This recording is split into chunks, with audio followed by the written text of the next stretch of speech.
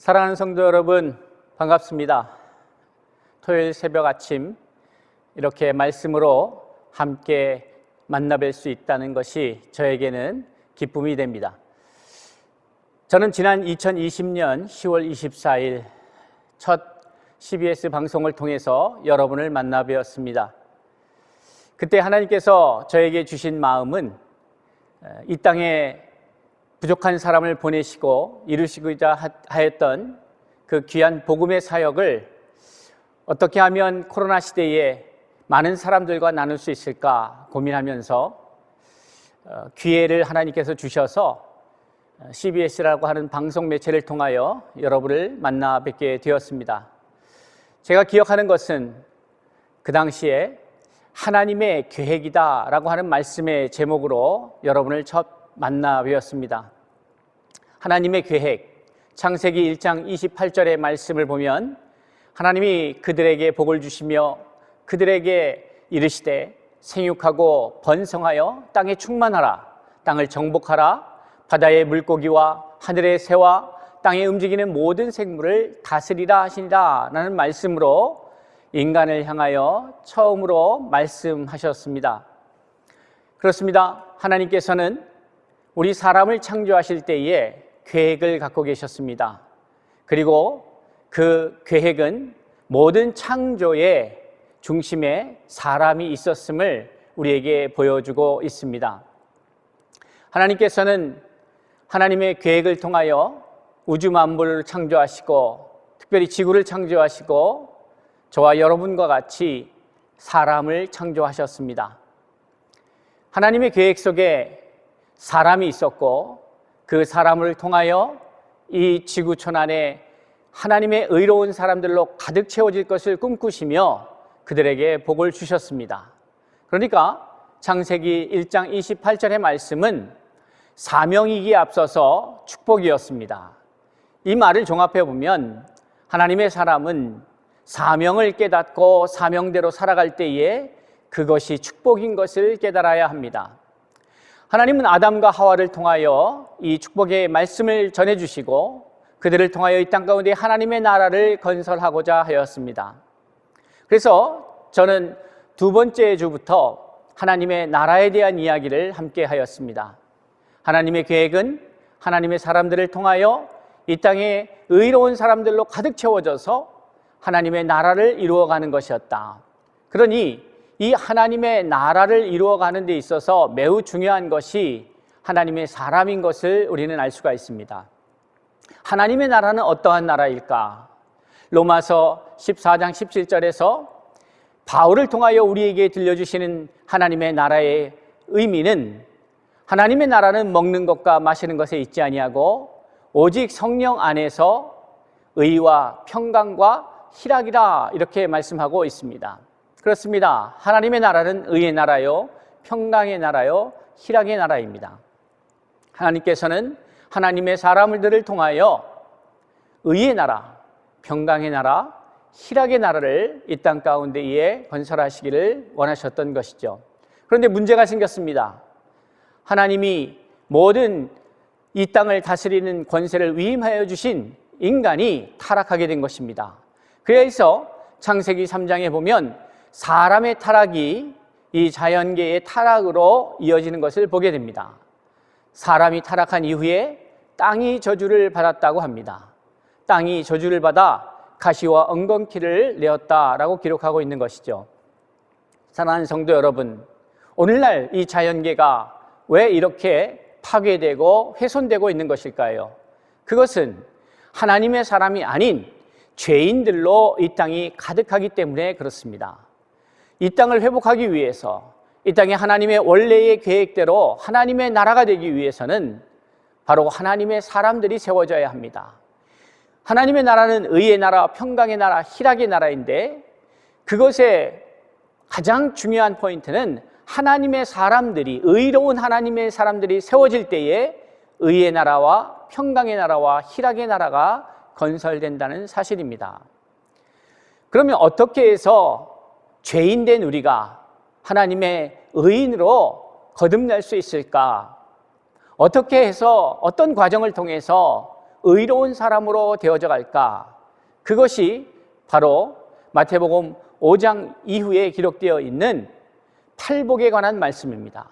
이 팔복에 관한 말씀은 단순히 8개의 복에 대한 이야기가 아니라 8단계의 복에 대한 이야기입니다. 심령이 가난한 자가 복이 있다라고 시작하여서 결국에는 의를 위하여 박해를 받은 자의 복에 대한 이야기를 말씀하여 주시고 그들이 하나님의 나라를 소유하는 것에 대한 이야기로 마무리를 짓습니다. 사랑하는 성도 여러분, 하나님의 나라는 하나님의 사람들로 가득 채워지는 것입니다.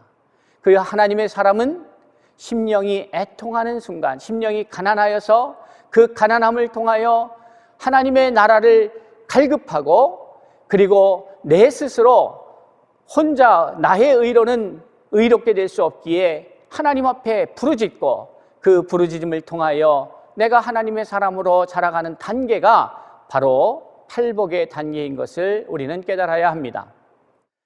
그리고 나서 저는 대사명이라는 마태복음 28장 19절 이하의 말씀을 가지고 함께 말씀을 나눴던 기억이 있습니다. 하나님께서 창세기 1장 28절에서 인간을 창조하시면서 인간을 갖고 계셨던 그 계획의 말씀, 그 하나님의 뜻, 그것이 이제 예수님 당시에 와서는 예수님의 버전으로 이 대사명의 버전으로 거듭납니다. 생육하고 번성하여 땅에 충만하고 땅을 정복하고 다스리라 하는 이 말씀이 마태복음 28장 19절에서 그러므로 너희는 가서 모든 민족을 제자로 삼아 아버지와 아들과 성령의 이름으로 세례를 베풀고 내가 너희에게 분부한 모든 것을 가르쳐 지키게 하라. 이 말씀으로 다시 재해석되는 것이죠. 그 대사명의 말씀, 그것은 결국 온 땅으로 흩어져서 모든 사람을 살려내라, 생명력을 회복하게 하라, 이렇게 이해할 수가 있게 되는 것입니다. 모든 민족을 제자로 삼아서 아버지와 아들과 성령의 이름으로 세례를 베풀라고 하는 것은 바로 중생의 체험, 거듭나게 하여서 새로운 생명으로 낳게 하여서 새로운 존재로 다시 태어나야 함을 말하는 것이죠. 왜 이러한 과정을 거쳤어야 할까? 그것은 바울이 우리에게 알려주시 모든 사람이 죄를 범하였음에 하나님의 영광에 이를 수 없었다.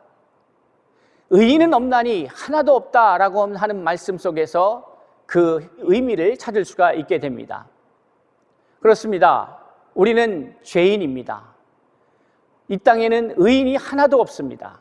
그렇기 때문에 우리의 의로는 의인이 될 수가 없기에 죽어야 합니다.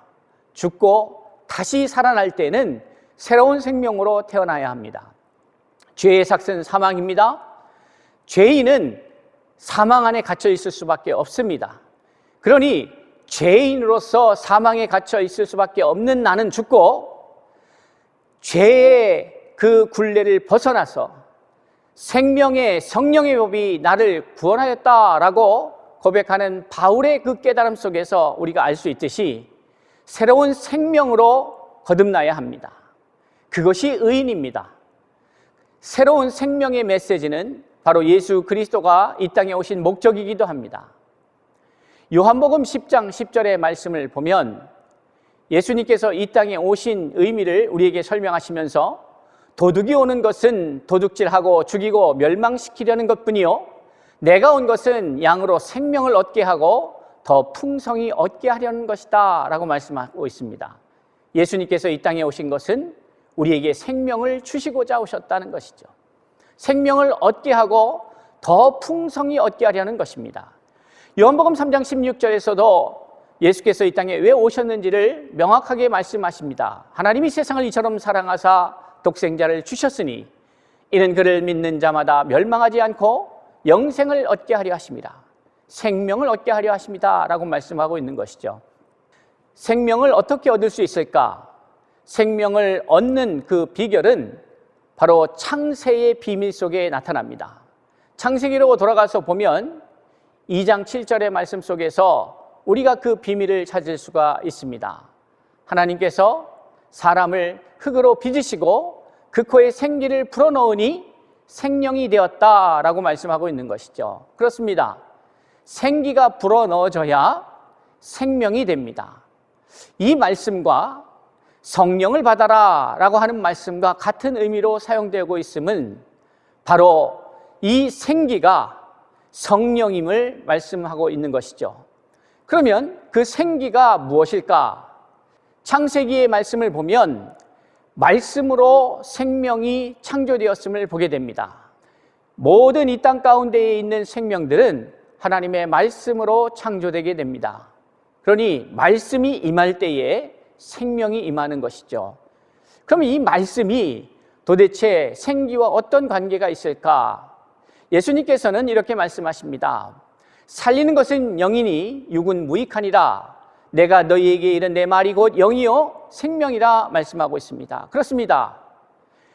예수의 말씀이 생명인데 예수의 말씀은 그저 이 땅 가운데 2000년 전에 잠시 왔다 간 그 역사적 인물 예수의 말의 의미를 넘어서서 바로 하나님의 말씀인 것이죠. 말씀이 육신이 되어 이 땅 가운데 오신 분이 예수 그리스도십니다. 그 예수 그리스도가 말씀하신 그 말씀은 단순히 개인의 생각을 말한 것이 아니고 하나님의 말씀을 말씀하신 것이죠. 그리고 그 하나님의 말씀은 태초에 천지를 창조하신 말씀이셨습니다. 그 말씀이 닿을 때에 생명의 역사가 일어나는 것입니다. 죽은 나사로를 향하여 예수님 말씀하십니다. 나오라. 하나님의 말씀, 예수의 말씀이 죽은 자도 깨우는 능력이 있는 것이죠. 에스겔서의 말씀으로 가보면 이 말씀을 좀 더 잘 이해할 수가 있습니다. 에스겔서 37장 5절로 6절의 말씀에 이렇게 기록하고 있습니다. 주 여호와께서 이 뼈들에게 이같이 말씀하시기를 내 생기를 너희에게 들어가게 하리니 너희가 살아나리라. 너희 위에 힘줄을 두고 살을 입히고 가죽으로 덮고 너희 속에 생기를 넣으리니 너희가 살아나리라. 또 내가 여호와인 줄 너희가 알리라 하셨다 하라. 이 말씀을 기억해 보실 수 있기를 바랍니다. 생기가 불어넣어질 때에 살아나는 역사가 일어납니다. 그래서 마른 뼈와 같은 죽어서 말라서 다 분해되어서 이제 뼈밖에 남지 않은 그 시체에 생기가 들어넣으니 어떤 일이 벌어집니까? 에스겔서 37장 10절에 보면 이에 내가 그 명령대로 대언하였더니 생기가 그들에게 들어가매 그들이 곧 살아나서 일어나 서는데 극히 큰 군대더라 라고 말씀하고 있습니다. 아무것도 아니고 한낱 흙과 같은 연약하고 부족한 먼지와 같은 존재인 우리지만 생명의 말씀이 우리 가운데에 임할 때에 우리는 하나님의 군사로 세워질 수 있음을 믿을 수 있기를 바랍니다. 하나님의 말씀이 들어가는 곳에 생명의 역사가 일어나는 것이죠. 왜 그런가 봐야 합니다. 왜 그럴까? 예수님께서 마태복음 4장에서 40일간의 기도를 마치시고 금식을 마치시고 광야에 나와서 이제 시험을 받으십니다. 그때에 4절에 보면 사탄의 유혹에 대해서 예수님께서 답변하시는데 예수께서 대답하여 이르시되 기록되었을 때 사람이 떡으로만 살 것이 아니요 하나님의 입으로부터 나오는 모든 말씀으로 살 것이라 하였느니라 이렇게 말씀하고 있습니다. 왜 그럴까요? 왜 이런 말씀을 하셨을까요? 사람의 몸은 두 가지 몸이 있습니다. 마태복음 4장 4절에서 예수님께서 하신 말씀을 잘 들여다보면 사람이 떡으로만 사는 것이 아니다 이렇게 말씀하시는 거죠. 그 이유는 사람이 떡으로 사는 몸이 있고 말씀으로 사는 몸이 있기 때문에 그렇습니다. 말씀으로 사는 몸은 무엇이고 떡으로 사는 몸은 무엇일까? 고린도전서 15장 44절에 보니까 육의 몸으로 심고 신령한 몸으로 다시 살아나나니 육의 몸이 있은즉 또 영의 몸도 있느니라 라고 바울은 우리에게 말씀하고 있습니다. 여러분, 육의 몸은 떡을 먹어야 삽니다. 물을 마셔야 삽니다. 쉬어야 합니다. 우리의 육신을 잘 관리해야 살아갑니다. 그런데 육의 몸만 있는 것이 아니기 때문에 우리는 우리의 영의 몸도 잘 가꿔야 합니다. 그 영의 몸은 하나님의 말씀을 먹을 때에 살아납니다. 말씀이 임할 때에 영의 몸이 살아나야 우리가 살아날 수가 있게 되는 것이죠. 사랑하는 성도 여러분, 아담과 하와가 범죄하였을 때에 우리의 영은 죽었습니다. 하나님과 함께할 수 없는 존재가 되어버렸습니다. 그러나 예수 그리스도께서 오셔서 그 죽음의 문제를 해결하셨기 때문에 그 죽음의 문제를 해결하신 예수 그리스도의 그 공로를 의지하여 우리는 새로운 존재로 태어날 수 있게 된 것이죠. 여러분, 우리 안에 하나님의 말씀이 들어와야 사는데 이 말씀은 예수 그리스도이십니다. 예수 그리스도가 말씀이고 그 말씀은 성령입니다. 고린도전서 15장 45절에 보면 기록된 바 첫사람 아담은 생령이 되었다 함과 같이 마지막 아담은 살려주는 영이 되었다라고 말씀하고 있습니다. 그렇습니다. 아담은 살아있는 존재였다면 예수는 살려주는 영입니다. 그렇기 때문에 바울은 그리스도의 영이 없으면 그리스도의 사람이 아니라고 우리에게 증언하고 있는 것입니다. 그리스도의 영이 우리 안에 거할 때에 우리가 살아나게 되는 것이죠. 그러니 오늘 말씀을 종합해 보면 결국 하나님의 나라는 하나님의 계획 아래서 시작된 것이고 그 하나님의 계획 가운데에서 하나님의 나라가 이 땅 가운데에 세워지기 위해서는 하나님의 사람이 중요합니다. 그런데 이 하나님의 사람이 어떤 사람이냐? 바로 의로운 사람인데 이 의로움, 거룩함, 정결함, 성결함 이것이 어떻게 가능한가? 그것은 예수 그리스도의 말씀을 통해서 우리가 그 힌트를 얻을 수가 있습니다. 예수님께서 제자들을 위해 기도하시는 부분이 나옵니다. 요한복음 17장 17절에서 아버지여 저들을 거룩하게 하옵소서라고 표현하는데 무엇으로? 바로 진리로 거룩하게 하옵소서. 그들을 진리로 거룩하게 하옵소서. 아버지의 말씀은 진리이다 라고 말하고 있습니다. 우리를 깨끗하게 하는 것은 진리입니다. 근데 이 진리가 하나님의 말씀입니다. 그런데 이 말씀이 육신이 되어 이 땅 가운데 오신 분이 예수 그리스도이십니다. 그런데 그 그리스도는 살리는 영이었습니다. 그러기에 예수가 하나님의 말씀이 성령이 진리가 우리 가운데 들어오면 우리가 살아나는 존재가 될 뿐만 아니라 더 나아가서 우리도 살려주는 사람이 되는 것이죠. 그래서 우리는 복음을 들고 세상 열방 가운데 나아가서 살려줘야 합니다. 생명을 나눠야 합니다. 생명의 가장 고귀한 사명이 무엇이겠습니까? 또 생명의 가장 고귀한 축복된 삶이 무엇입니까? 그것은 생명을 낳는 것입니다. 생명이 생명을 낳는 것, 이것보다 더 귀한 것은 없는 것이죠. 그렇기 때문에 우리는 때를 얻든지 못 얻든지 복음을 전해야 합니다. 근데 이 복음이 무엇이냐? 바로 생명입니다. 하나님의 말씀 예수 그리스도가 생명입니다. 이 생명을 우리가 먼저 받은 자로서 또 그 생명을 누리고 있는 자로서 생명을 떠나 사망 권세 아래 갇혀있는 수많은 영혼들을 향하여 복음을 전해야 합니다. 생명을 나눠야 합니다. 그것이 우리가 가져야 될 사명인데 저는 이것이 바로 저와 여러분이 오늘 이 시대에 존재하는 이유라고 생각합니다.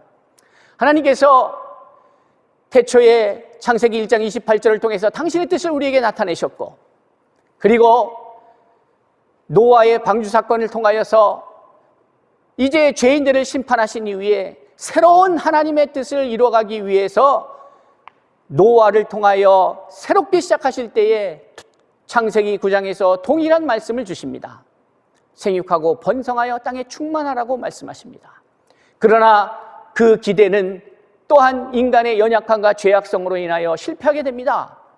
그런데 예수님께서 다시 오셔서 그 동일한 우리에게 축복을 주시는데 바로 가서 모든 족속으로 제자를 삼아 이렇게 말씀하고 있는 것이죠. 사랑하는 성도 여러분, 우리는 생명을 나눠야 하는 존재입니다. 생명을 나눈다고 하는 것은 생명을 가진 자로서 가장 고귀한 삶을 살아가는 것입니다. 우리의 사명이 생명을 나눠야 되는 것일진데 오늘 살아가고 있는 저와 여러분이 왜 이곳에 있어야 하는지, 왜 오늘날 존재해야 하는지 이 이유를 묻고 살아가야 하는 것은 자명한 사실입니다. 반드시 물어야 합니다. 하나님, 나는 왜 이 시대에 살아야 합니까? 하나님, 나는 왜 오늘을 살아내야 합니까? 하나님, 나는 왜 대한민국 사람으로 태어났습니까? 하나님, 나는 대한민국 사람으로 살아서 왜 북미에서, 남미에서, 또 호주에서, 아프리카에서, 유럽에서, 중국에서, 일본에서, 동남아시아에서, 동북아시아에서 이렇게 살아가야 합니까? 물어야죠. 우리는 하나님의 뜻이 무엇인지 알았습니다. 생명을 받은 자로서 생명을 나눠야 합니다. 제가 이 방송 사역을 시작한 이유는 바로 제가 하고 있는 하나님이 주신 저에게 감당할 수 없는 사명을 주셨는데 그것은 바로 코디엠 사역입니다. 코디엠 사역이라고 하는 것은 Korean Diaspora Ministry. 전 세계 지구촌에 흩어진 8,500만 한민족에게 복음을 전해서 그들로 하여금 그들이 살고 있는 그곳에서 복음을 경험하며 복음을 누리며 복음을 증거하는 자의 삶을 살게 하는 것, 이것이 하나님께서 부족한 종에게 주신 사명입니다. 저는 그 사명을 위해서 이 땅에 존재합니다. 그것을 위해서 살아가고자 합니다. 그리하여서 이 방송을 통하여서 여러분에게 호소합니다. 여러분이 계신 곳이 어디든지 이 방송을 듣고 함께 이 말씀을 받았다면 하나님께서 저와 여러분을 통하여 이루시고자 하는 그 위대한 생명사역에 동참하실 수 있기를 바랍니다. 사랑하는 성도 여러분, 하나님께서는 약 150년간 이 민족을 세상에 흩으셨습니다. 그래서 그 흩음의 과정 속에서 많은 아픔이 있었고 눈물이 있었습니다. 슬픔이 있었습니다. 어떤 이들은 스탈린에 의해서 버려져서 중앙아시아에 가서 겨우겨우 살아남았고 그 살아남의 후예들이 이제 고려인 4세, 5세들로 지금 그 땅에서 살아가고 있습니다. 어떤 이들은 독립운동을 하는 할아버지, 할머니들 때문에 또 하와이의 농장으로 일하러 가서서 그곳에서 새로운 인생을 살고 쿠바로, 멕시코로, 남미로 수없이 흩어져서 전 세계 200여 국 가까운 곳에 이 민족이 살고 있는데 그 흩어짐의 이유들은 각기 다릅니다. 그리고 그곳에는 아픔도 있고 슬픔도 있습니다. 그러나 기억하십시오. 여러분이 그곳에 살아가야 될 이유가 있다면 그것은 하나님이 여러분을 통하여 그 땅을 살려내기를 원하시기 때문에 그렇습니다. 창세기 3장에서 사람이 범죄함으로 땅이 저주를 받았다면 이제 사람이 거듭나 의인이 된다면 그 의인들이 살아가는 땅은 살아날 것입니다. 하나님께서는 바로 여러분을 통하여 여러분이 밟고 있는 그 땅에서 생명의 역사가 시작되기를 기대하고 계시는 것입니다. 사랑하는 성도 여러분, 저는 앞으로 이 코디엠 사역에 대해서 함께 이 시간을 통하여 나누고자 합니다. 하나님께서 이 말씀을 여러분 듣게 하셨다면 이 말씀을 듣게 하신 하나님의 뜻을 묻고 여러분이 계신 그곳에서 생명의 놀라운 역사를 이루어가는 복된 인생이 될 수 있기를 주의 이름으로 축복합니다.